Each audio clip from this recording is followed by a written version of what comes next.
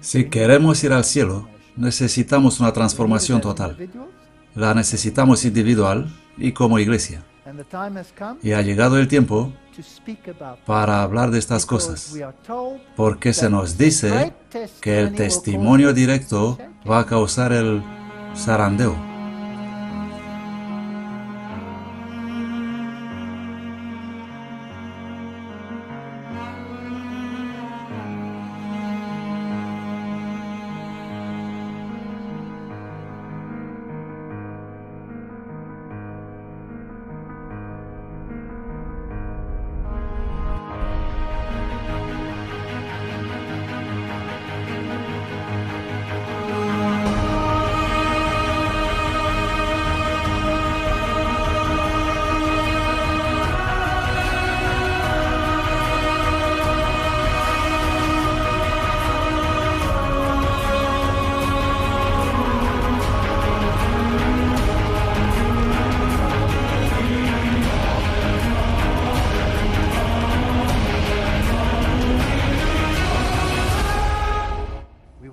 Tendremos que experimentar una transformación total. Oigo el estruendo. Bien, este es otro extraño título, ¿no? Me gustan los títulos extraños. Oigo el estruendo.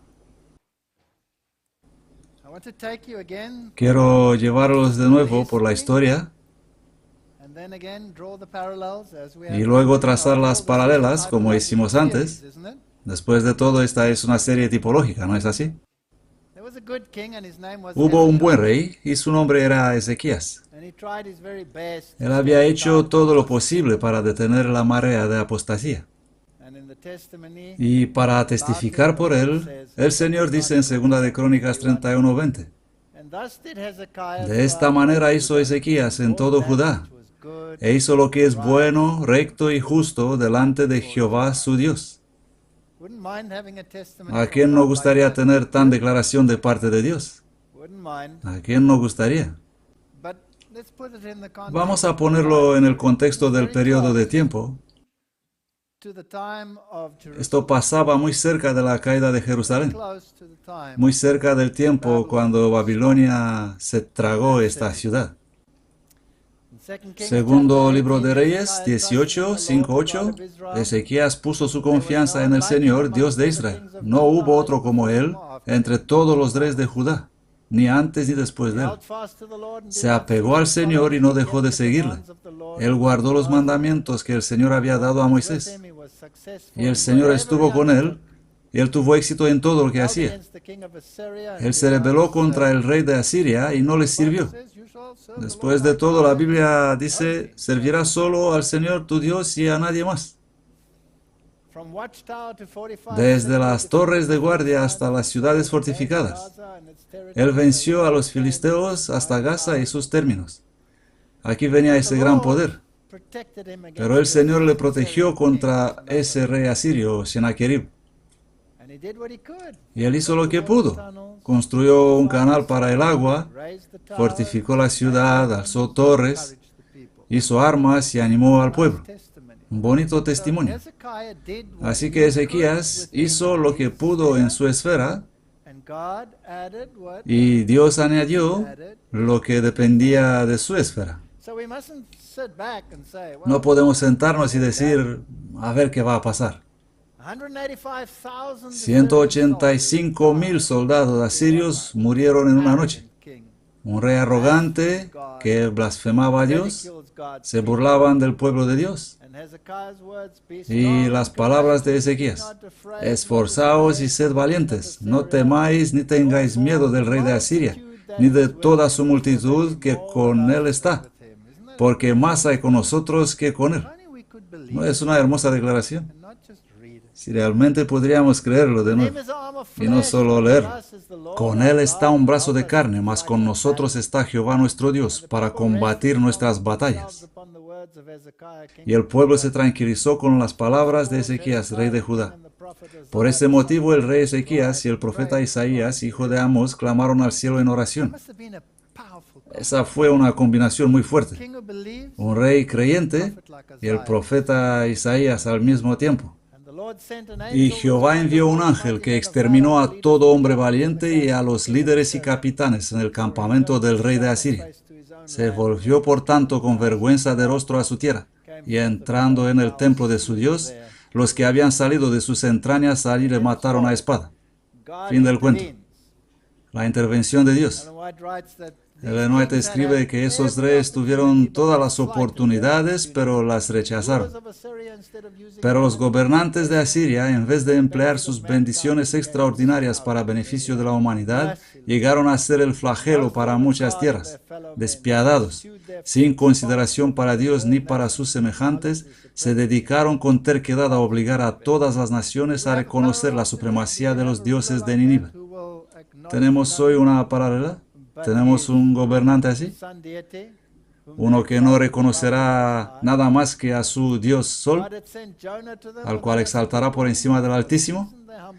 Dios les había enviado a Jonás con un mensaje de advertencia, y por un tiempo se humillaron delante del Señor de los ejércitos y procuraron su perdón. François tiene una conferencia interesante sobre esto y arqueología y cómo descubrieron un rey que puso fin a todas las guerras y hubo paz en su tiempo y aceptó al Dios de Israel. Pero pronto volvieron a adorar ídolos y a tratar de conquistar el mundo. Así que el Señor exaltó a ese rey, a Ezequías, le dio todo. Le dio el reconocimiento de las naciones en derredor. Maravilloso. ¿Y luego qué pasó con él? La Biblia dice, su corazón se enalteció. Así que a veces no es bueno si las cosas nos van demasiado bien. Cuando cayó enfermo, Dios le sanó. Hizo que el sol vuelva a 15 grados y añadió 15 años a su vida. Creo que fueron 10 grados. Han sido 10 grados, ¿no? ¡Qué error desgraciado! Él también fue un insensato. Y cuando los embajadores babilonios vinieron en visita, Ezequías los escuchó y les mostró toda la casa de sus tesoros, plata, oro y especiería y preciosos ungüentos, y la casa de sus armas y todo lo que había en sus tesoros. No hubo nada en su casa ni en todo su reino que Ezequías no les mostrara. ¿No somos nosotros igual? Hombre, cuando vienen esos delegados babilonios, oh, cómo nos inclinamos a ellos. Oh, qué maravilloso verle, señor cardenal. Somos tan felices de estar en su presencia. Yo he participado a encuentros como ese y sé lo que digo. ¿Y qué pasó? El profeta Isaías vino y lo reprendió. Luego el profeta Isaías vino al rey Ezequías y le dijo, ¿qué dijeron aquellos hombres y de dónde vinieron a ti? Y Ezequías le respondió, han venido de un país lejano, de Babilonia. Y él dijo, ¿qué han visto en tu casa? Oh, les he mostrado nuestro sistema de diezmos y cómo adoramos y cómo hacemos eso y lo otro. Maravilloso. Todas las cosas que hay en mi casa vieron. No hay nada en mis tesoros que no les haya mostrado. Entonces Isaías dijo a Ezequías, escucha palabra de Jehová. Aquí vienen días en que todo lo que hay en tu casa y todo lo que tus padres han atesorado hasta hoy será llevado a Babilonia. No quedará nada, dice el Señor. Nada. No sirve de nada tener esas relaciones diplomáticas con Babilonia. Puede ser cortés, puede ser agradable, puede ser amable, pero no puedes trabajar juntamente. Y durmió Ezequías con sus padres y su hijo Manasés reinó en su lugar. El Señor añadió 15 años a su vida.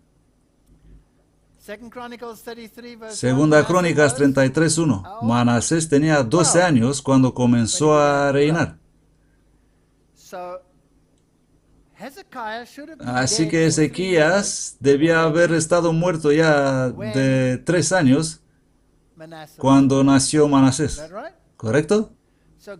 Resulta que Dios quiso evitar que el pueblo de Israel tenga a Manasés.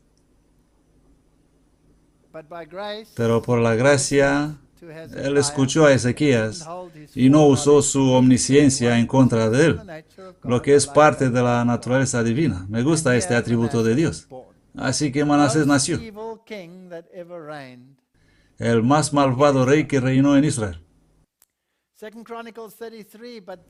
Segunda Crónicas 33, 2:5. Mas hizo lo malo ante los ojos de Jehová conforme a las abominaciones de las naciones. Una vez que empiezas a compartir cosas con la Babilonia, Babilonia simplemente inunda tu sistema. Eso pasa. Hay una advertencia tipológica en eso. Que había echado Jehová delante de los hijos de Israel, porque él reedificó los lugares altos que Ezequías su padre había derribado, y levantó altares a los Baales, e hizo imágenes a Acera, y adoró a todo el ejército del cielo. Edificó también altares en la casa del Señor. ¿Os podéis imaginar eso? Edificó asimismo altares a todo el ejército del cielo en los dos atrios de la casa de Jehová. Pues había desvergonzada idolatría. ¿Dónde? En la casa del Señor, en la iglesia. Y pasó sus hijos por fuego en el valle del hijo de Hinnom. Sacrificios de fuego. Practicó la magia, la hechicería y la adivinación. Practicaba el espiritismo. Me pregunto si tenían también programas neurolingüísticos. Hizo mucho mal ante los ojos del Señor, provocándole a ira. Y puso una imagen de fundición, un ídolo que él hizo en la casa de Dios, de la cual había dicho Dios a David y a Salomón su hijo: en esta casa en Jerusalén, la cual yo elegí sobre las tribus de Israel, pondré mi nombre para siempre. Había idolatría crasa en la iglesia. Y leemos en el espíritu de profecía que la sangre fluía por las calles. Él masacró a los del pueblo de Dios que se opusieron a la idolatría. Me pregunto si algunos habían sido excluidos de la sinagoga. Manasés derramó también sangre inocente en tan gran cantidad que llenó a Jerusalén de un extremo a otro. Segunda de Reyes 21-26. Uno de los primeros en caer fue Isaías, quien durante más de medio siglo había estado delante de Judá como mensajero designado por Jehová. Otros soportaron burlas y azotes y hasta cadenas y prisiones. Fueron apedreados, aserrados, tentados, muertos a espada. Anduvieron fugitivos de aquí para allá, cubiertos de pieles de ovejas y de cabra, pasando necesidades, afligidos y maltratados. ¿Estáis escuchando algo que suena como una paralela? Los encontramos por todas partes, esa pobre gente que andan perdidos.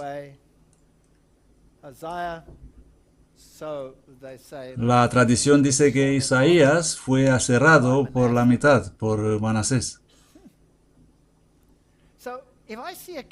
Así que si veo un rey Manasés en mi iglesia, no estaría muy encantado con él.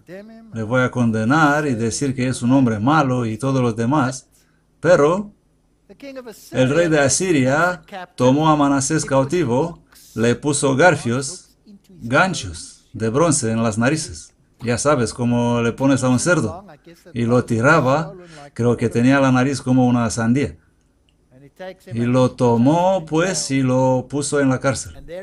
Y él se humilló delante de Dios, y Dios le trajo de vuelta. Y él intentó reparar todos los males que hizo. Pero fue demasiado tarde. Pero estará en el cielo. Lo que quiero decir es eso. Tenemos Manasés en nuestra iglesia hoy. Pero vamos a orar por ellos. Porque es posible que tendrás que vivir con ellos eternamente en el cielo. ¿Correcto? Tenemos a los Manasés. Sé que están aquí. En el año 677 a.C., Manasés fue llevado a Babilonia por los asirios. Y habló Jehová a Manasés y a su pueblo, pero ellos no hicieron caso. Por lo cual Jehová trajo contra ellos los capitanes del ejército del rey de Asiria, los cuales la aprisionaron con ganchos a Manasés, le ataron con cadenas de bronce y le llevaron a Babilonia. Y cuando estuvo en aflicción, suplicó al Señor su Dios y se humilló grandemente ante el Dios de sus padres. Habrá Manasés en nuestra iglesia que en aflicción se humillarán ante Dios y se arrepentirán de todo lo que hicieron, aunque han sido llevados en las cuevas y separados del rebaño del Señor. No dejéis que los Manasés os roben la vida eterna. no dejéis que pase eso. Y oró a él, y fue atendido de él, y escuchó sus súplicas, y los volvió a Jerusalén. Entonces supo Manasés que Jehová era Dios, y empezó a hacer lo que era correcto. Con todo, Jehová no desistió del furor de su grande ira, a causa de todas las provocaciones con que Manasés le había provocado. Es muy fácil convertirte en apóstata, pero no es fácil volver a hacer lo correcto. Es muy difícil. Una vez que empiezas a resbalar cuesta abajo, es muy difícil volver atrás.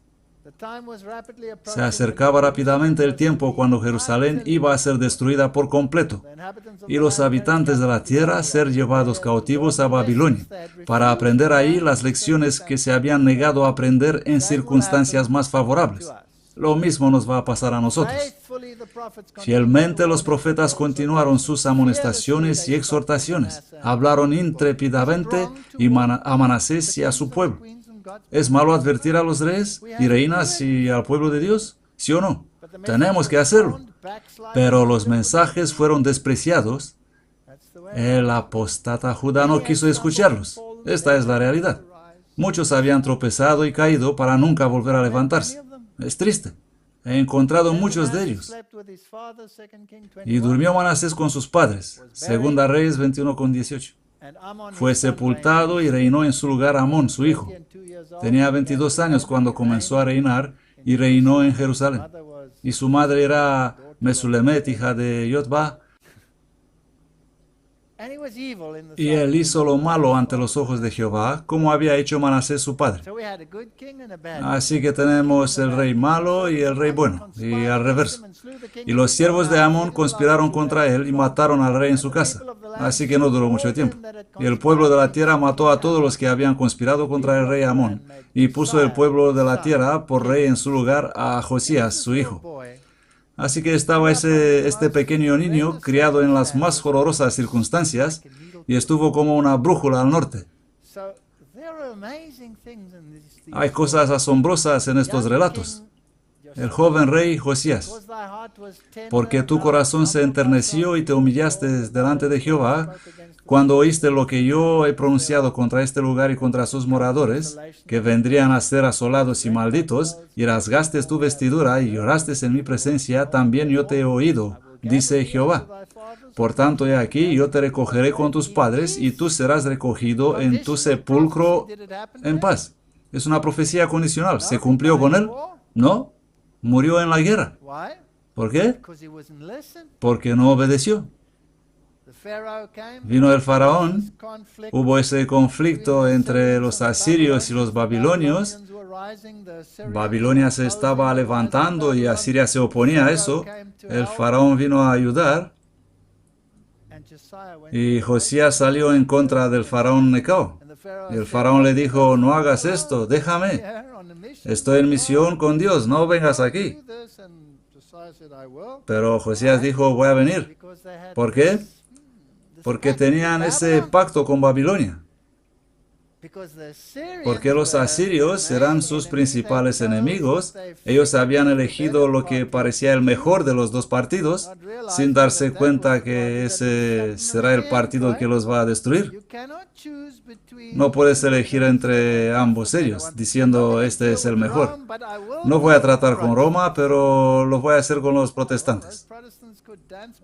Los protestantes pueden bailar ante el rey y tú puedes acabar siendo una cabeza en una bandeja. No es posible eso. Esto dice la tipología. No elijas un partido u otro. Así que con Josías no pasó como debería pasar. Y él hizo lo recto ante los ojos de Jehová. Fue un buen rey. Y anduvo en los caminos de David su padre. ¿Fue David su padre? Fue su abuelo, su bisabuelo, sin apartarse a la derecha ni a la izquierda. Es interesante que en su tiempo hubo una profetisa, casi quiero decir que es como ahora al final, justo antes de la destrucción, hay una pequeña tipología adventista con una profetisa llamada Hulda. Un muy joven movimiento respecto a la profecía. No seguiré con eso, solo lo pongo así para meditar. ¿Por qué tu corazón se enterneció y te humillaste delante de Dios al oír sus palabras sobre este lugar? Le habían leído el rollo de la ley. Y sobre sus moradores, y rasgaste tus vestiduras, y lloraste en mi presencia, yo también te he oído, dice Jehová. He aquí, y yo te recogeré con tus padres. Esto no pasó. Las reformas de Josías aumentaron el nivel espiritual para algunos. También el movimiento adventista elevó el nivel espiritual de algunos. Pero al final murió en batalla. ¿Por qué? Porque no hizo caso a las advertencias recibidas. ¿Quién va a acusar a Dios negando su palabra? Ellen White sobre profecía condicional. A dar la vuelta con su ejército habría sido humillante, así que siguió adelante y fue asesinado. Jeremías lamentó por Josías, y todos los cantores y cantoras recitan sus lamentaciones sobre Josías hasta hoy, y las hicieron habituales en Israel, y aquí están escritas en las lamentaciones. Así que este joven rey vino y recogió todo lo que era malo y perverso y lo arrojó afuera de la iglesia. Y la próxima generación lo puso todo de nuevo ahí. Tenemos una conferencia sobre eso también. Luego vino su hijo. Estoy hablando de los últimos reyes justo antes de la caída de Jerusalén. Segunda de Reyes 24:1-3. Joacim. En su tiempo subió Nabucodonosor, rey de Babilonia, y Joacim vino a ser su siervo por 3 años. Así que hablamos de un rey lacayo, uno sujeto a Babilonia. Pero a nosotros no nos puede pasar eso, ¿no? No penséis eso. Luego volvió y se rebeló contra él. Pero Jehová envió contra él tropas de caldeos, tropas de sirios, tropas de moabitas y tropas de amonitas. Los envió contra Judá para destruirlos según la palabra de Jehová había dicho por boca de sus siervos los profetas. Ciertamente vino esto contra Judá por mandato de Jehová para quitarla de su presencia por los pecados de Manasés, conforme a todo lo que él hizo. Manasés hizo todo bien al final. Eliminó lo que hizo mal, pero nada más que él desapareció, todo el mal volvió. Cuando al principio del reinado de Joaquim, Nabucodonosor, ahora noten con atención, vino por primera vez, el primer asedio, sitió por primera vez a Jerusalén y la tomó, se llevó a Daniel y a sus compañeros y a otros especialmente escogidos para el servicio de la corte babilónica. Se fueron. Así que Nabucodonosor hizo el primer asedio de Jerusalén y se lleva a Daniel y a sus amigos. Pero los que habían aprendido a poner su confianza en las promesas de Dios hallaron que éstas bastaban para todo lo que eran llamados a soportar durante su estada en una tierra extraña. Las escrituras resultaron ser su guía y apoyo. Como intérprete del significado de los juicios que empezaban a caer sobre Judá, Jeremías se mantuvo noblemente en defensa de la justicia de Dios. Si vais a estudiar a Jeremías, veréis que él era un predicador de los mensajes de los 3 ángeles, al igual como lo son los que predican hoy estos mensajes. Y según sabéis, él no fue muy bien recibido. El profeta trabajaba incansablemente, deseoso de alcanzar a todas las clases, e extendió la esfera de su influencia más allá de Jerusalén, mensaje universal, a varias partes del reino. En sus, es tan bonito, testimonios para la iglesia. ¿No es interesante? Me gusta. Jeremías se refería constantemente a las enseñanzas del libro de la ley que había sido tan honrado y exaltado durante el reinado de Josías. Él recalcó nuevamente la importancia de mantener una relación de pacto con el misericordioso y compasivo ser que desde las alturas del Sinaí había pronunciado los preceptos del Decálogo. Este es el mensaje. Y Babilonia estaba cerca de destruir a Jerusalén. El primer asedio, Daniel y sus amigos son llevados. Las palabras de amonestación y súplica de Jeremías llegaban a todas las partes del reino y todos tuvieron la oportunidad de conocer la voluntad de Dios concerniente a la nación. El profeta recalcó el hecho de que nuestro Padre Celestial permite que sus juicios caigan a fin de que conozcan las naciones que no son más que hombres. Y si anduvieran conmigo en oposición y no me quisieron oír, había advertido el Señor a su pueblo, os esparciré. Y todo el relato. Él les recordó. Y finalmente Jeremías dijo, por tanto, así dice Jehová de los ejércitos, por cuanto no habéis oído mis palabras, he aquí yo enviaré y tomaré todas las familias del norte, dice Jehová, y a Nabucodonosor, rey de Babilonia, mi siervo, y los traeré contra esta tierra, y contra sus moradores, y contra todas estas naciones en derredor. Y los destruiré, y los pondré por espanto, y por escarnio, y por perpetua desolación. Y haré que perezcan de entre ellos la voz de gozo, la voz de alegría, la voz del novio y la voz de la novia. Ha desaparecido la iglesia, destruida. Y toda esta tierra será puesta en desolación y en espanto. Y servirán estas naciones al rey de Babilonia 70 años. Los llevó a cautividad. Bueno, el siguiente rey, Joacim.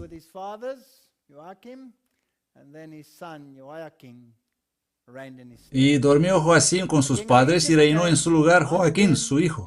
Y nunca más el rey de Egipto salió de su tierra.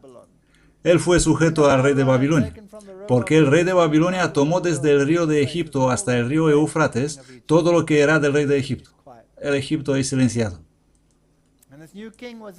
Joaquín tenía 18 años cuando comenzó a reinar y reinó en Jerusalén 3 meses. El nombre de su madre era Neusta, hija de Elnatán, y él hizo lo que es malo. Las cosas iban muy mal, conforme a todas las cosas que había hecho su padre. Y en aquel tiempo los siervos de Nabucodonosor, rey de Babilonia, subieron contra Jerusalén y la ciudad fue sitiada. Vino Nabucodonosor, rey de Babilonia, a la ciudad mientras sus siervos la estaban asediando y tomaron a esa gente. Se llevó de ahí todos los tesoros de la casa de Jehová. Se cumplió la profecía que había sido dada a Ezequías y llevó en cautiverio a toda Jerusalén, a todos los príncipes y a todos los hombres valientes, hasta 10,000 cautivos, y a todos los artesanos y herreros. Y el rey de Babilonia puso por rey en lugar de Joaquín a Matanías, su tío. Le cambió el nombre por el de Sedequías. Así que tenemos otro rey lacayo, sirviendo bajo Babilonia. Estas son tipologías interesantes. Y Sedequías, el hermano del rey Joaquín, se rebeló contra el rey de Babilonia. Pero él se rebeló contra Dios también, no solo contra el rey de Babilonia, y así que recibió lo que mereció. Y también todos los príncipes de los sacerdotes y el pueblo infringieron muchísimo siguiendo todas las abominaciones de las naciones. Hay una paralela aquí, contaminando la casa de Jehová, la cual él había santificado en Jerusalén, y Jehová, el Dios de sus padres, envió a ellos por medio de sus mensajeros, levantándose de mañana y enviando, porque él tenía misericordia de su pueblo. Pero ellos se burlaban de los mensajeros de Dios y menospreciaban sus palabras, maltrataban a sus profetas, hasta que subió el furor de Jehová contra ellos. Ellos no escucharon. Esos son fanáticos, no les hacéis caso. Por lo cual trajo contra ellos al rey de los caldeos, quien mató a espada a sus jóvenes. Esta es historia. Vamos a ver el segundo asedio. Y aconteció en el 9º año de su reinado, en el 10º mes, en el día 10 del mes, que Nabucodonosor, rey de Babilonia, vino, él y todo su ejército, contra Jerusalén y la sitió, y levantaron contra ella baluartes alrededor, y la destruyeron, la rayeron. Así que hubo 2 asedios importantes. El primero, cautivos. El segundo, destrucción. Entre el primero y el segundo, toda esta apostasía continúa en la iglesia. Y degollaron a los hijos de Sedequías ante sus propios ojos y le sacaron los ojos a Sedequías y atado con cadenas lo llevaron a Babilonia. Esta vez se acabó. Y en el quinto mes, en el séptimo día del mes, siendo el año 19 de Nabucodonosor, rey de Babilonia, vino Nabuzaradán, capitán de la guardia, un siervo del rey de Babilonia a Jerusalén, y quemó la casa de Jehová, y la casa del rey, y todas las casas de Jerusalén, y todas las casas de los príncipes, quemó a fuego. Bien, esta es una tipología. ¿Cuántos asedios? 2. Vamos a ir a la destrucción de Jerusalén en el año 70 después de Cristo. Otra nación gobierna, Roma. Bien. Ningún cristiano ha perecido en la destrucción de Jerusalén. Cristo había dado a sus discípulos advertencias y todo el que creyó sus palabras veló para la señal prometida. Cuando veréis la Jerusalén rodeada por ejércitos, dijo Jesús, entonces sabréis que la destrucción es inminente. Entonces los que están en Judea corran a las montañas, y los que están en medio de ella márchense afuera. Después que los romanos bajo Cestio habían rodeado la ciudad, ellos de repente abandonaron el asedio cuando todo parecía propicio a un ataque inmediato. Así que viene el ejército romano con el general Cestio y rodea la ciudad, y luego de manera inexplicable, o tal vez recibió un SMS, o lo que sea, los soldados simplemente se marcharon. Y los judíos pensaron, oh, qué bien, y salieron tras ellos y les dieron algunos golpecitos. Pero los cristianos vieron su gran oportunidad y se marcharon porque así había dicho Jesús. Y Jesús dijo, cuando veréis la nación de Obama causando la destrucción, según escribió el profeta Daniel, el que lee, que comprenda, algo parecido, ¿no es así? Los eventos ocurrieron de tal modo que ni los romanos ni los judíos dificultaron la huida de los cristianos, porque los judíos salieron a perseguir a los romanos y los cristianos huyeron. Tras la retirada de Cestio, los judíos salieron de Jerusalén persiguiendo su ejército, y mientras ambas fuerzas estaban plenamente comprometidas, los cristianos tuvieron la oportunidad de abandonar la ciudad. Hubo un poco de confusión ahí. En este momento el país había sido también limpiado de enemigos que podrían haber procurado de interceptarlos, y huyeron a Pela. Las fuerzas judaicas, persiguiendo de cerca a Cestio y a su ejército, cayeron sobre la retaguardia con tal furia que amenazaban destruirla totalmente. Y los romanos eran furiosos por los golpes que habían recibido de los judíos. Tipología interesante. Terribles fueron las calamidades que sufrió Jerusalén cuando el sitio se reanudó bajo el mando de Tito. Interesante, entre los dos asedios pasaron 3 años y medio. ¿Cuántos asedios? 2. En el primer asedio, Nabucodonosor no destruyó la ciudad, sino que tomó cautivos y se marchó. Ni los romanos en el primer asedio no destruyeron la ciudad, sino que se marcharon. En el segundo asedio, destrucción total. Los horrores del hambre. Una medida de trigo se vendía por un talento. Tan atroz era el hambre que los hombres roían el cuero de sus cintos, sus sandalias y las cubiertas de sus escudos. Algunos salían de noche y eran cruelmente torturados y crucificados. La comida era la meta suprema. Las personas morían como las moscas. Miles perecieron de hambre y peste. La afección natural parecía haber desaparecido. Los maridos robaban a sus esposas y al reverso. Los hijos arrebataban la comida de la boca de sus padres ancianos. La pregunta del profeta, ¿puede una mujer abandonar a su hijo?, recibió la respuesta entre los muros de esa ciudad condenada. Fue un tiempo muy triste. La tierna y delicada mujer entre vosotros, tan delicada y tierna que no hubiera osado posar en tierra la planta de su pie, su ojo será maligno para con el marido de su seno, y para con su hijo y para con su hija, y para con sus hijos que dé a luz, pues los comerá a escondidas a falta de todo en el asedio. Todo eso se cumplió allí.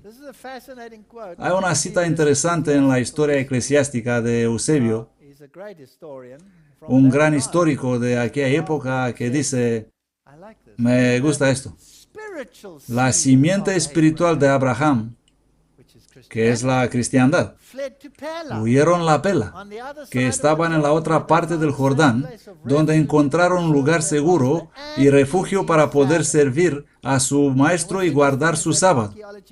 Y lo interesante es que la arqueología confirma que el sábado fue guardado en Pela por 400 años después de Cristo.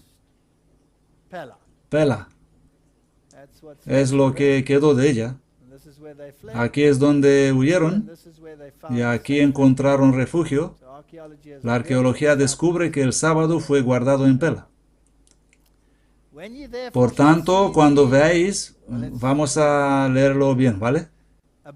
La abominación desoladora que fue dicha por el profeta Daniel, que estará en el lugar santo, el que lee, que entienda. Entonces los que estén en Judea huyan a los montes. La versión King James. Si tienes una versión con letras rojas de King James, verás que todo esto está escrito en rojo, lo que significa que ¿quién lo dijo? Jesús. Pero si tienes una versión con letras rojas de Nueva Versión Internacional, verás que este texto sobre el profeta Daniel no está escrito en rojo, lo que significa que fue añadido después y no fue dicho por Jesús. Interesante, ¿no? Y luego dicen que no importa qué versión leemos. Pero supongo que los escribas modernos saben mejor y que deberíamos renunciar a nuestras ideas. Así que cuando veáis estando en el lugar sagrado la abominación desoladora del cual habló el profeta Daniel, que el lector entienda, entonces los de Judea corran a las montañas. En la nueva versión esto no será en rojo. Deberíamos haber coloreado esto, pero se me olvidó. Perdonen. Nueva versión. No tendrá eso en letras rojas. Y cuando veáis a Jerusalén rodeada de ejércitos, sabed entonces que la destrucción está cerca. Tenemos estas dos paralelas. Y ese lugar santo que iba a ser rodeado por el ejército es posiblemente la zona que Nehemías había limpiado para que las naciones extranjeras no se acerquen el día sábado, porque intentaban hacer negocios, ¿correcto? Así que él los limpió del lugar. Y esta zona rodeaba la ciudad y en realidad tiene una relación con el sábado. Así que viene el ejército y se sienta en esta zona y antitípicamente ocupa el territorio del sábado. Interesante. No está lejos el tiempo cuando, como los primeros discípulos, vamos a ser obligados a buscar refugio en lugares solitarios y desiertos. Así como el asedio de Jerusalén por los ejércitos romanos fue señal de huida para los cristianos judíos, lo mismo la asunción del poder por parte de nuestra nación, Estados Unidos, en el decreto que imponga el sábado papal, sería una advertencia para nosotros. Será entonces el tiempo de abandonar las grandes ciudades y prepararnos para abandonar las pequeñas, para vivir en hogares retraídos, en lugares apartados entre las montañas, afuera. ¿Cuántos asedios? 2. Entre el primero y el segundo asedio, a marcharnos. Los profetas a quienes fueron reveladas estas grandes escenas anhelaban comprender su importancia. Ellos inquirieron diligentemente, escudriñando qué o cuál tiempo indicaba el Espíritu de Cristo que estaba en ellos. Para nosotros que estamos al borde mismo de su cumplimiento, de cuán profunda importancia, de cuán vivo interés son estas descripciones de los eventos por venir. Tenemos que estudiar las paralelas, tenemos que observar la tipología. Cuando los romanos sitiaron la ciudad, ellos levantaron banderas o pancartas en las cuales serán representados sus dioses paganos. Estos estandartes fueron puestos alrededor del muro de la ciudad en la zona conocida como el terreno sagrado. Así que no era en el templo este lugar sagrado, sino en esta área limpia. No debe confundirse con el lugar santo del templo. Por lo tanto, este es el mismo evento que se encuentra en el libro de Mateo. La señora White escribió una declaración que sugiere que el cumplimiento moderno de esta profecía está ya ocurriendo. escribió esto en 1897. Ella dijo, el mundo protestante levantó un sábado idólatra en el lugar donde debería estar el sábado de Dios, y siguen pisando en pos del papado. Por este motivo veo la necesidad que el pueblo de Dios salga de las ciudades en lugares apartados del país. Escrito en 1897. El primer y el segundo asedio. ¿Cuándo fue el primer asedio? Así que empezará otra vez. Pero la batalla se va a dar por el sábado del séptimo día. Las autoridades de este mundo se levantarán en su soberbia y poder para hacer leyes para restringir las libertades religiosas. Ellos asumirán un derecho que pertenece únicamente a Dios, y como Nabucodonosor, aquí está la paralela tipo antitipo. Ya están comenzando ahora, y esto llevarán adelante hasta que llegan al límite sobre el cual no pueden pasar. Recuerden los dos asedios. La presión para la ley dominical, ¿qué dice ahora? Ha venido y va a venir. Podemos ver que así como hemos hablado durante los últimos 35 años, esta ley que hace que el domingo sea exaltado y hace que las invenciones humanas ocupen el lugar del día sagrado de Dios, se está cumpliendo ahora. El decreto que imponga la adoración de este día, en cierto modo, ha salido ya. Así que hubo ya el primer asedio. ¿Cuándo ocurrió ese primer asedio? Ha venido el tiempo en 1903, cuando según Dios abre camino. Las familias deberían salir de las ciudades. Eso no significa que debemos precipitarnos como locos, sino según ¿quién abre el camino? Según Dios abre caminos. Debemos demostrar al mundo que reconocemos en los eventos que ahora están ocurriendo en la relación con el movimiento de reforma nacional el cumplimiento de la profecía. ¿Cuándo fue eso? Junto con los eventos de 1888, la ley dominical, todas las cosas. Ya lo sabemos, el proyecto Blair. Los ejércitos de antitípica espiritual Roma rodearon la Jerusalén y quisieron aplastarla, y tomaron a los adventistas cautivos y los pusieron en cadenas, etc. Ese fue el primer asedio.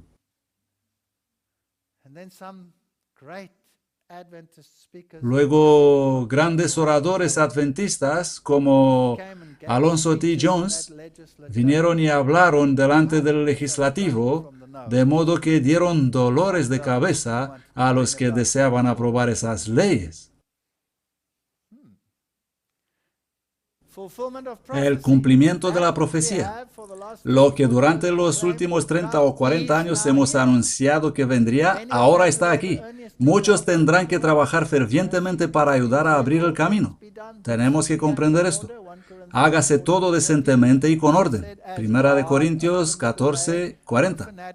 Como hemos dicho, Dios abrirá el camino, nada de movimientos fanáticos. Dijo el mensajero de Dios, ¿no serán advertidas las ciudades? Sí, no por el pueblo de Dios que vivirá en ellas, sino por visitarlas para advertir las ciudades de lo que viene sobre la tierra. Manuscritos publicados, volumen 1, página 253. Dentro de poco habrá tan conflictos y confusión en las ciudades que los que desearán salir de ellos no podrán. Debemos prepararnos por estos acontecimientos. Esta es la luz que me ha sido dada. Isaías 54:4. No temas, pues no serás avergonzada, ni serás confundida, pues no serás puesta en vergüenza. Olvidarás la vergüenza de tu juventud y no recordarás más el oprobio de tu viudez. Pero tú no temas, siervo mío Jacob, ni desmayes. Hay todas estas promesas. Dios va a dirigir todo. Así pues, en 1888 el mundo estaba preparado para la segunda venida. Los ejércitos de Roma habían rodeado la Jerusalén y habían puesto sus estandartes paganos en el territorio del sábado y pidieron la ley dominical, el primer asedio. La alianza del Día del Señor, ya hemos hablado de ella. Esta alianza fue fundada en 1888. No entro en detalles, ya lo hemos hablado en otra conferencia. 1888, el primer asedio. Animaba a los cristianos a reclamar el domingo como sábado del Señor. Ya sabemos eso. En 2001, después de los eventos de septiembre, publicaron esto. Somos muy conscientes que no podemos hacer nuestro trabajo sin la ayuda financiera de amigos como vosotros.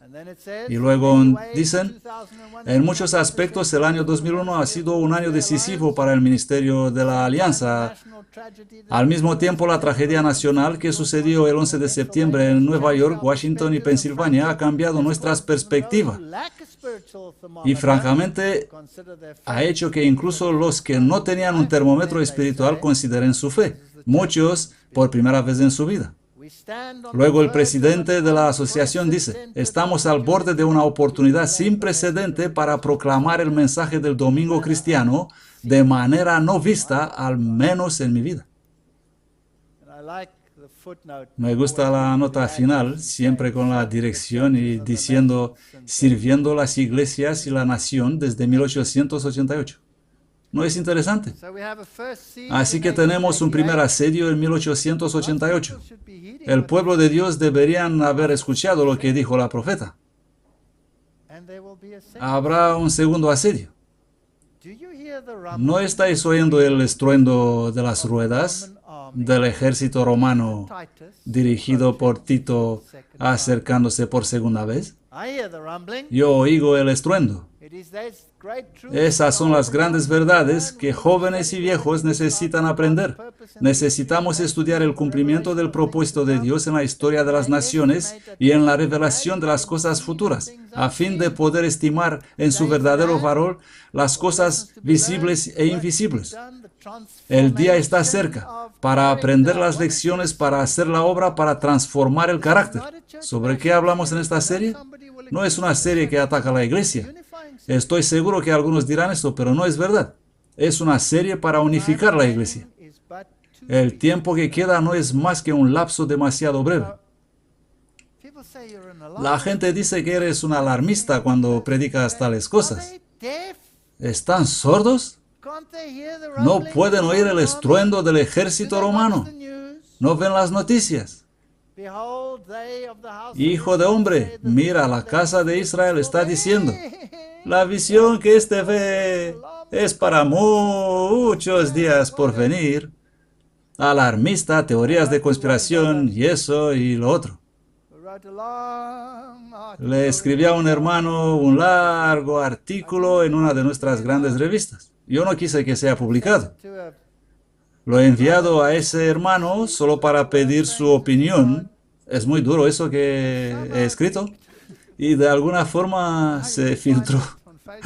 Y ahora lo puedes ver en Facebook. Todos lo saben. Y pueden leer sobre este altercado. Pero la cosa fascinante es que eres un alarmista y un conspirador. ¿Es una conspiración el poner los eventos proféticos en el contexto del tiempo actual? No lo creo. Por tanto, diles, así dice Jehová el Señor, ya no habrá más dilación para ninguna de mis palabras, sino que palabra que yo hable se cumplirá, dice Jehová el Señor. Ezequiel 12. Y recuerden que este profeta fue el profeta de los exiliados. Él fue tomado cautivo por el rey de Babilonia. Él sabe lo que dice. No está muy lejos el tiempo cuando las leyes contra el trabajar el domingo sean más rigurosas y debería hacerse un esfuerzo para adquirir terrenos lejos de las ciudades donde puedan cultivarse frutas y verduras. Yo lo hice. Pero, por favor, no lo hice para esconderme del rey de Babilonia. Estoy aquí en Vancouver en este momento, ¿correcto? Así que seguramente no hago esto para esconderme. Hago esto porque así dice Dios, y nada más. Y porque Él abrió el camino para mí para hacer esto.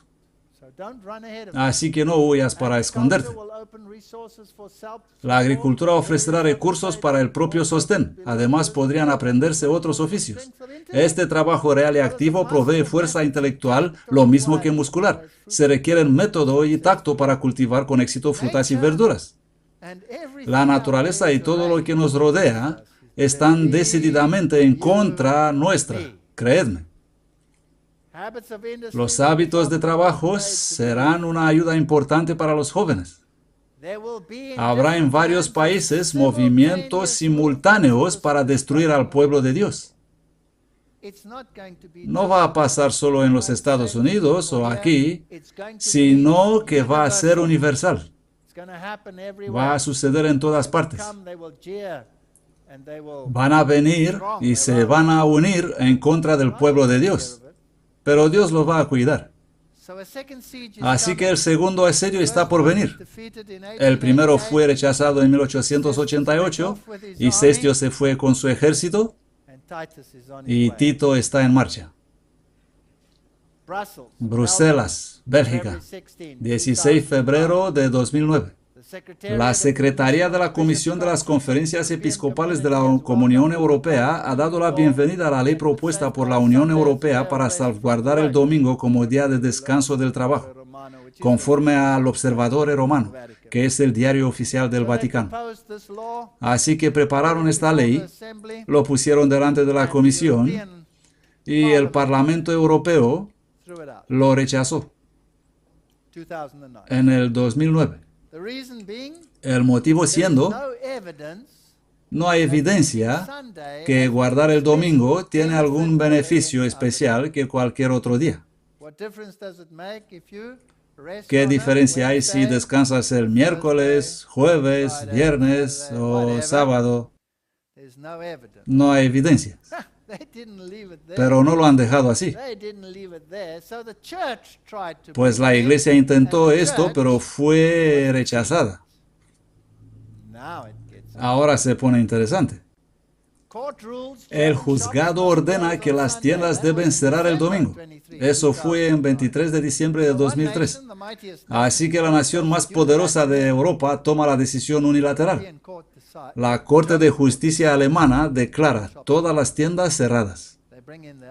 Imponen su propia ley dominical. Ahora no es una ley dominical que no te permite hacer nada. Pero mis amigos adventistas me dijeron que si arreglas el tejado, puedes bajar al llamarte la policía y recibir una multa de 250 euros por trabajar el domingo. Así que en diciembre de 2009, después de que la Corte Europea dijo, no estamos interesados en esta legislación, Alemania, la nación más poderosa, dijo, nosotros sí, haremos una ley y lo aplicaremos a las tiendas.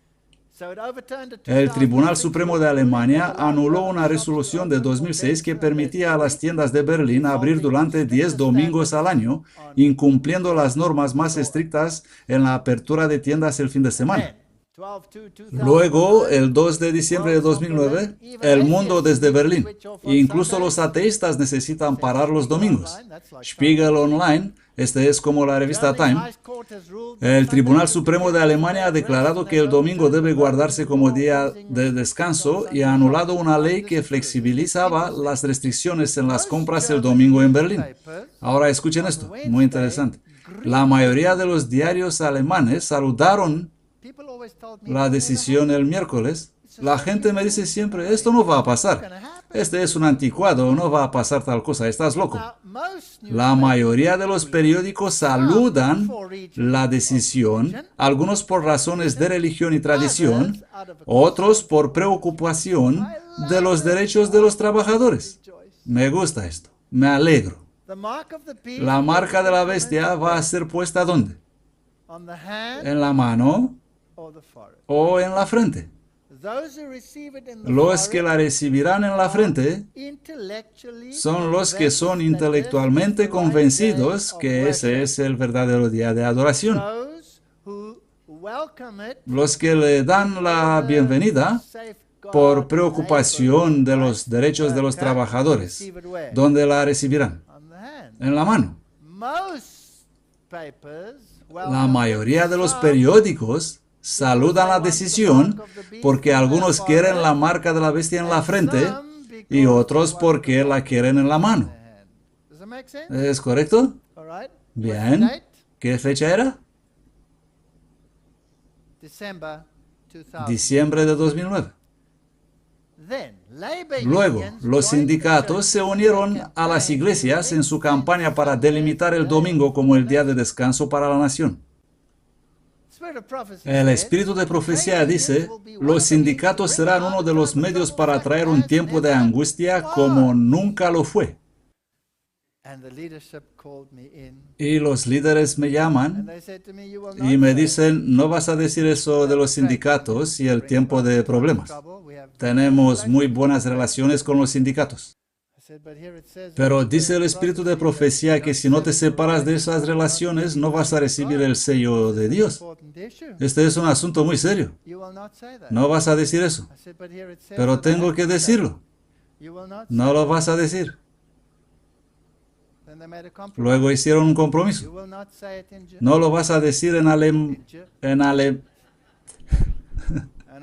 Y yo dije, bien, voy a hacer este compromiso, pero con una condición. La sangre es sobre vuestra cabeza. Se levantaron, se alejaron en una esquina, negociaron, volvieron y dijeron, bien. ¿Podéis creer eso? He vivido experiencias increíbles. No sé si debería contar estas cosas. Y no lo digo para golpear y derribar a mi iglesia, sino solo porque esta es la realidad. El espíritu de profecía lo afirma claramente. Justo una semana después hubo revueltas en Alemania y los sindicatos destruyeron todo. He sido tan contento con los sindicatos. Así que la mayoría estuvieron en favor de la ley. Ahora sí que se vuelve más interesante. ¿Podéis oír el estruendo del ejército romano acercándose la segunda vez? Ya lo sé que viene de los Estados Unidos, pero ahora es en Europa, en varios países simultáneamente. ¿No dice así? Luego, 18 de enero de 2010, muy cerca unas de otras. Cumbre sobre la crisis en la Cancillería, la charla del domingo. Hay una crisis económica en Europa e intentan encontrar soluciones y los tres líderes parlamentarios de Alemania, que son el canciller Merkel y los dos ministros señores del gabinete, buscan medios para resolver la crisis y fueron tan ocupados que tuvieron que encontrarse un domingo para preparar los documentos para la sesión de lunes. Malos, malos. Así dice mi loro. No deberíais haber hecho esto. No deberíais haber hecho esto. Por lo tanto, fueron reprendidos. ¿Y quién los reprendió? Por un interesante obispo llamado Reinhard Marx. Él dijo, ahora el pastor está leyendo en alemán.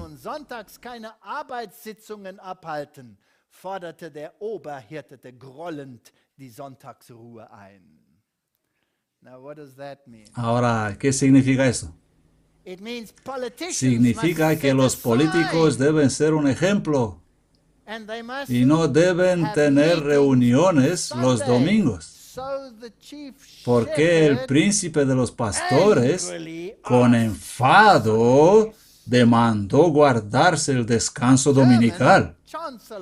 El canciller alemán, regañado públicamente en los diarios públicos de Alemania por atreverse a trabajar el domingo. ¿No es interesante? ¿Podéis oír el estruendo? El diario Bild otra vez. El arzobispo critica a los políticos por trabajar los domingos. ¿Pero quién es este hombre? Oh, tengo una foto tan bonita con él que no pude resistir. Este es Reinhard Marx. ¿Pero quién es él? Es el sucesor del obispado del Papa Benedicto XVI. No es un cualquiera. Es bastante fuerte para estar en los zapatos de Benedictus. No es un cualquiera. Y la mujer estaba vestida de púrpura y de escarlata. No, creo que debería excluir este texto. ¿Qué creéis? Vamos a no ir por ese camino. ¿Os recordáis que en febrero de 2009 todos eran felices porque las iglesias habían demandado una ley dominical y que luego fue rechazada?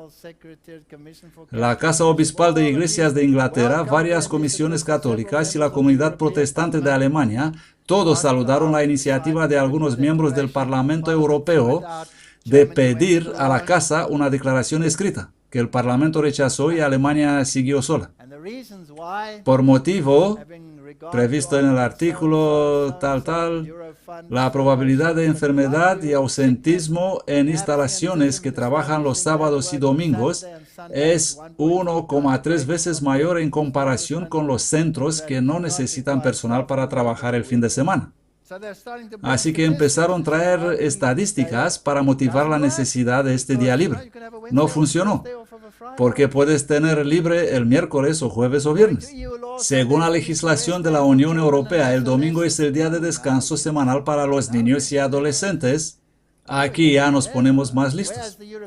Considerando que las instituciones europeas, grupos y organismos no han trabajado los domingos desde su creación y no tienen intención de hacerlo en el futuro a pesar de la diversidad de orígenes religiosos, etcétera, etcétera, la reconciliación de la vida laboral y familiar. Esto es brillante. Así que ahora vuelven, pero ya no están solos. No solo las iglesias. Esto pasó en 2009. El siguiente año el canciller fue regañado. Luego varios artículos sobre este asunto. El siguiente movimiento. Todas estas iglesias y organizaciones se unieron y publicaron un artículo. ¿Por qué el domingo debería ser incluido como día de descanso semanal? Y trata sobre la vida familiar. La vida familiar. Saben, en Europa muchos niños tienen actividades escolares 6 días a la semana. Para ellos el domingo es el único día libre. ¡Qué argumento tan brillante! Así que, Parlamento, tú dices que no importa si descansas el miércoles, jueves o domingo. Tú eres un trastornador de familias. Eres responsable de la destrucción de la familia. Porque cuando el padre y la madre trabajan, el niño está solo en casa. Bueno, para hacer una película llamada así, ¿no? Y si solo trabaja uno de los padres, también sois destructores de familias. Así que el único día lógico para el descanso semanal es ¿cuál día? Este es un buen argumento. ¿Creéis que van a ganar? Sí, van a ganar. Más que otro día de la semana, un domingo libre ofrece la oportunidad de encontrar los amigos, establecer y mantener relaciones sociales. Más que otro día de la semana, un domingo libre ofrece a los trabajadores la oportunidad de ejercer sus necesidades espirituales. Según Eurofond, la probabilidad de enfermedad es con 1,3 más grande si no tienes un día de descanso. Y luego, por supuesto, la Comunidad Europea puede traer una contribución palpable a la calidad de vida de sus ciudadanos. Así que no es solo un argumento religioso, es un problema laboral. Y luego, ¡pum!, 24 de marzo de 2010 se reunieron por segunda vez y dijeron, Parlamento Europeo, piénsalo otra vez. Lo has rechazado en 2009, aquí está otra vez en 2010. ¿Podéis oír el estruendo? Una reunión para relanzar el debate sobre la protección del domingo a nivel europeo. Aquí están. Parlamentarios, representantes de iglesias, todos ellos juntos. Y empezaron a poner pósteres. Protección para un domingo libre. Parlamento Europeo. Discursos. ¿Y qué hay en la foto? Niños. Son muy listos. ¿Y quién está detrás de esto? ¿Solo iglesias? No. Estas son organizaciones eclesiásticas, estas son sociedades civiles, y todos estos son sindicatos. Así que tenéis los sindicatos pidiendo la ley dominical, tenéis las sociedades civiles y organizaciones familiares pidiendo la ley dominical, tenéis las iglesias pidiendo la ley dominical, el Parlamento dio atrás diciendo necesitamos 1 millón de firmas de los ciudadanos. Así que hicieron una página web y dijeron, por favor, firmen, por favor, firmen. Todas estas organizaciones. Los europeos empiezan la campaña para el domingo libre. Se necesitan 1 millón de ciudadanos que requieren día. ¿Para quién? Para los niños. Strasbourg, 17 de marzo de 2010. Martin Kastler, miembro del Parlamento Europeo, ha lanzado el primer referéndum ciudadano de la Comunidad Europea para demandar que el domingo sea declarado un día para la familia y descanso. ¿Oís el estruendo del ejército romano volviendo la segunda vez? Lo siguiente es la destrucción. Estamos al fin. Más de 11.375 europeos de varios países han firmado ya. Esto fue hace tiempo, pero estoy seguro que hoy ya tienen el 1 millón necesario. Podéis buscar la página web y verificarlo. Gracias al Tratado de Lisboa y a la introducción de la Iniciativa Ciudadana Europea, nosotros como ciudadanos europeos por primera vez tenemos la oportunidad de luchar por nuestros intereses. Queremos aprovechar esta oportunidad para garantizar un domingo libre. ¿Cómo podemos burlarnos que esto no va a pasar nunca? ¿Hola? Estudia las profecías.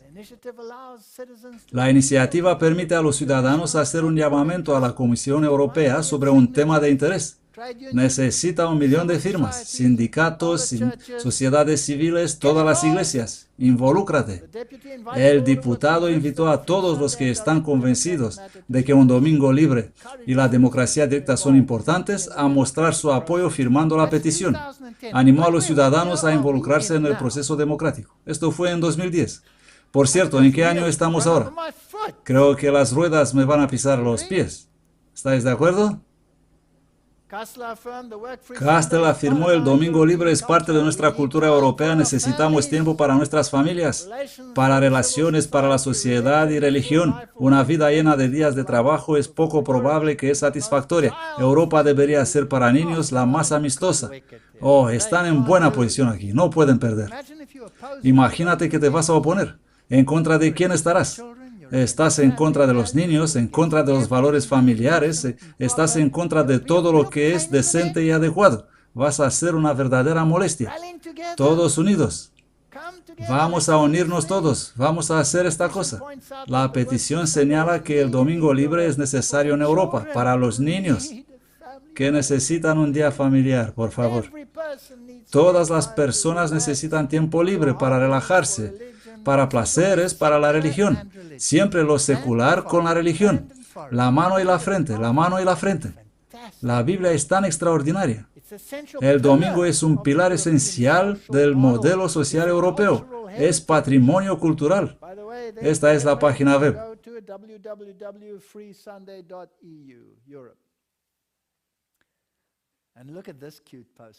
Y mirad qué foto más tierna.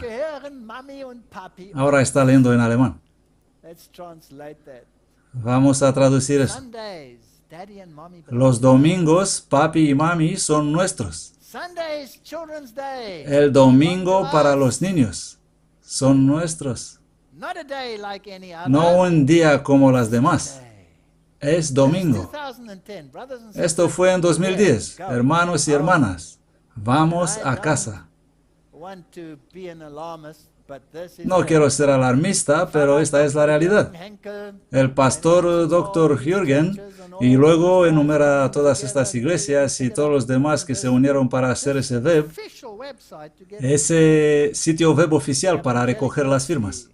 Evangélicos, protestantes, cristianos europeos, 75% pidieron, etcétera, etcétera. No es necesario leer todo eso. Es la primera gran iniciativa pública para imponer el domingo. Imponer la observancia de domingo y trayendo poder opresivo en contra de los que guardan el sábado el séptimo día, contra la ley de Dios. Todo propósito e intento será invalidado. No puede pasar eso, dice la gente, incluso en mi iglesia. La profeta dice así: va a pasar. Despertad. A fin de obtener popularidad e influencia, los legisladores cederán a la demanda de leyes dominicales. ¿Han resistido hasta ahora? Sí. ¿Van a ceder? Sí. La presión está acumulándose. Solo uno de esos sindicatos es tan fuerte. ¿Qué tal serán todos unidos? En mi país acabamos de tener revueltas y terribles huelgas. Posiblemente habéis visto en las noticias. Todo fue parado para el crecimiento salarial. Tienes derecho a la huelga, pero ¿tienes derecho a no participar a la huelga? Parece que no. ¿Qué hicieron?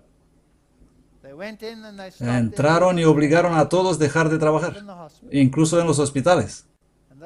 En las secciones de cuidado intensivo y donde estaban los niños, en las incubadoras, ahuyentaron a las enfermeras y murieron 50 bebés solo en un hospital.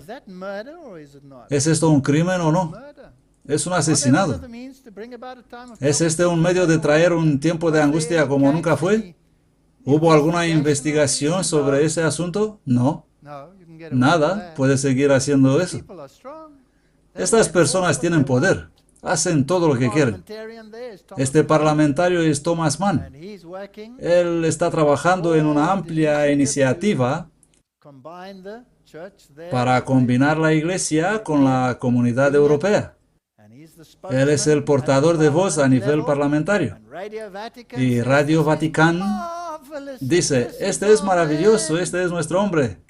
Y luego presenta aquí lo que él hizo y cómo promueve el domingo y cuántas organizaciones tienen por apoyo.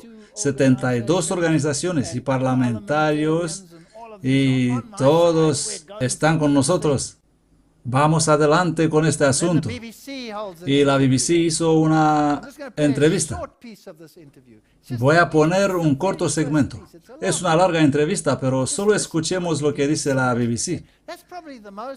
Ese es, creo, el país más secular del planeta. En mi opinión, allí el cristianismo está muerto y reina el espiritismo. ¿Qué barómetro? Escuchen. El domingo solía ser un día muy diferente del resto de la semana. Un día en que todos podíamos relajarnos, visitar amigos, parientes, ir a la iglesia. Todo ha cambiado. Debería ser el sábado un día de descanso. Cristina, hemos pasado más allá del punto de retorno. Tienes un plazo para mañana, para escribir un artículo, para salir en una televisión muy conocida, el domingo por la mañana. ¿No es así como vivimos ahora? Sería bonito que el gobierno nos enviara un mensaje para decirnos que no piensan en nosotros solo como en unidades productivas o abejas trabajadoras. Que únicamente una vez a la semana dejemos todo, no ir de compras, poder no trabajar y concentrarnos en nosotros mismos y en unos para otros. ¿Por qué no?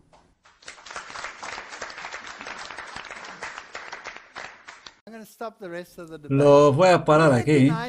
¿No sería bonito si quién? El gobierno nos envió un mensaje que por un día a la semana no tendremos que trabajar, ir de compras. ¿Oís el estruendo? Blair corteja al polémico pastor Rick Warren, el mimado del mundo cristiano, en un intento para unir creencias. Así que los políticos trabajan con la iglesia. ¿Y qué queréis? ¿Qué es lo que todos deseáis? El Papa llama para un nuevo orden mundial. 9 de julio de 2009. Ha propuesto una nueva autoridad política mundial con una real influencia. Vamos a acercarnos para eliminar diferencias. Aquí junto al primer ministro japonés. 25 de mayo de 2010. Obama en busca de un nuevo orden internacional. El presidente Obama se enfrenta a críticas por su declaración durante el fin de semana sobre la búsqueda de un nuevo orden internacional. Se levantan preguntas respecto a la soberanía de los Estados Unidos. El presidente Obama se dirige a los graduados de la Academia Militar de los Estados Unidos. Y ahí es donde pide un nuevo orden mundial. ¿Quién puede hacer guerra contra él? ¿Por qué se usa el ejército? ¿Y va a obligar a todos, pequeños y grandes? El presidente agregó que los esfuerzos de las Fuerzas Armadas de América deben complementarse con mayor compromiso diplomático de grandes capitales y otros lugares peligrosos, etc. ¿Estas personas están sujetas a Roma o no? ¿O es una teoría de conspiración? Miren esto. Fascinante. Debe ser el hombre más feliz del mundo. Es el líder espiritual de las Fuerzas Armadas de los Estados Unidos, oficialmente. Es gran maestro de los caballeros de Malta en América y controla todo eso. Por eso todos los candidatos deben venir y ser vistos con él. Por eso que aman a los templarios y estrechan manos con esa gente. Y no es ninguna casualidad, no creo que es una casualidad. No lo ha escrito él, pero está en su página web. Ya sabéis estas cosas. Han ocurrido muchos cambios en los últimos 100 años. No hemos visto crecer únicamente las actividades de las bandas criminales, sino también el consumo de electricidad. Otro cambio que he visto ha sido la anulación de las leyes dominicales en los Estados Unidos. Está en su página web oficial. Es como un pequeñito mensaje subliminal. Probablemente deberíamos promulgar una ley dominical, no para restringir a la gente de trabajar, sino para ofrecer libertad a los que no tienen alternativas. Publicado en su página web oficial. Y pide un orden internacional. El Papa llama a la solidaridad en el mundo financiero, dice que la ética debe guiar toda acción.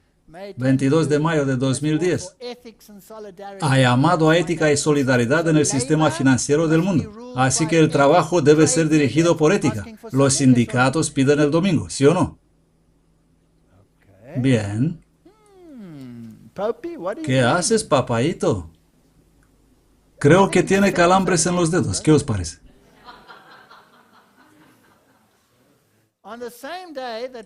El mismo día que el presidente Obama pidió un nuevo orden internacional para resolver los desafíos de nuestro tiempo, Papa Benedicto XVI también pidió la cooperación internacional. ¿Están trabajando en equipo? ¿Creéis que hubo alguna conversación telefónica antes de hacer los anuncios el mismo día? Uno al ejército y el otro a los demás. Y luego, en 26 del 9 de 2010, el pontífice quiere que las familias empiecen a preparar el evento de 2012. ¿Las familias? ¿Hay algún problema con las familias? ¿Habéis oído algo respecto a las familias? Bueno, vamos a ver qué quiere él para las familias. El próximo encuentro para las familias es en 2012, pero Benedicto pide a las familias e iglesias que empiecen la preparación un año antes, usando la exhortación del Papa Juan Pablo II para las familias. Oh, las familias. Hizo este pedido el 23 de agosto en una carta para el presidente del Concilio Pontifical. El tema para el próximo séptimo encuentro mundial de las familias es familia, trabajo y festivo. La carta del Santo Padre reflexiona sobre estos temas y sobre el balance adecuado de trabajo y descanso. El trabajo y la festividad están íntimamente conectados en la vida de las familias. Ellos están condicionando elecciones, influencias, las relaciones matrimoniales y entre padre e hijos. Afectan a la relación de las familias con la sociedad y con la iglesia. El pontífice señaló, la Sagrada Escritura nos dice que la familia, el trabajo y el día de festivo son dones y bendiciones de Dios para ayudarnos a vivir una existencia plenamente humana. ¿Qué está pidiendo? Está pidiendo una legislación dominical. Y dice hacer del año 2011 un año preparatorio para eso. Y ha sido llamado para hablar en el Parlamento alemán el próximo año. Algo que ha sido rechazado hasta ahora. que un poder extranjero hable a la nación alemana por verse como una actitud de sujeción, pero ahora lo están considerando. Seguir la prensa para detalles. Luego el Papa continuó y dijo: es necesario promover la reflexión y el esfuerzo de conciliar las demandas y los periodos de trabajo con los de la familia y recuperar el verdadero sentido del festivo, especialmente el domingo. En la semana pascual, el Día del Señor y el Día del Hombre, el Día de la Familia, de la Comunidad y de la Solidaridad. Preparaos para 2012. No pongo fechas exactas, pero oigo el estruendo del ejército de Roma viniendo para sitiar la Jerusalén por la segunda vez. Y luego todo terminará. Luego todo terminará. Es mi deseo, por lo tanto, que ya en el año 2011, el 30 aniversario de la exhortación apostólica Familiaris Consortio, la gran carta para cuidado pastoral de la familia, podría ser tomado como una guía válida con iniciativas a nivel parroquial, etc. Vamos a movernos. Quiero esto y lo quiero ahora. Quiero un nuevo orden internacional, un nuevo orden mundial. Quiero una legislación dominical y quiero que se implemente la marca de la bestia. Y no me interesa si está en tu frente o en tu mano, pero lo quiero ahora. ¿Está diciendo eso, sí o no? Hemos predicado esto por años y ahora está aquí. Oigo el estruendo del ejército romano. Ezequiel dice: y enviaré fuego sobre Magog y sobre los que moran seguros en las islas, y sabrán que yo soy Jehová, y haré notorio mi santo nombre en medio de mi pueblo Israel. Y nunca más los dejaré profanar mi santo nombre, y sabrán las naciones que yo soy Jehová, el Santo de Israel. He aquí ha venido y se ha cumplido, dice Jehová el Señor. Este es el día del cual he hablado. Estamos aquí. Mi querida iglesia, despierta. Dejad de tocar los acordes ecuménicos. Venid a casa. No es bueno negociar con los reyes de Babilonia. No es bueno mostrarles tus tesoros pensando que te van a proteger. Te van a exterminar. Esto dice el tipo y esto confirma el antitipo. Y me dijo: hecho es, yo soy el alfa y la omega, el principio y el fin. Así que, hermanos y hermanas, una pequeña lección para saber dónde estamos en el correr del tiempo, dónde cuadramos en la tipología, y para los que esperan que van a salvarse cuando empezarán el asedio, demasiado tarde. No hay escapatoria del segundo asedio. Ahora es el tiempo para decidir seguir al Señor. Amén.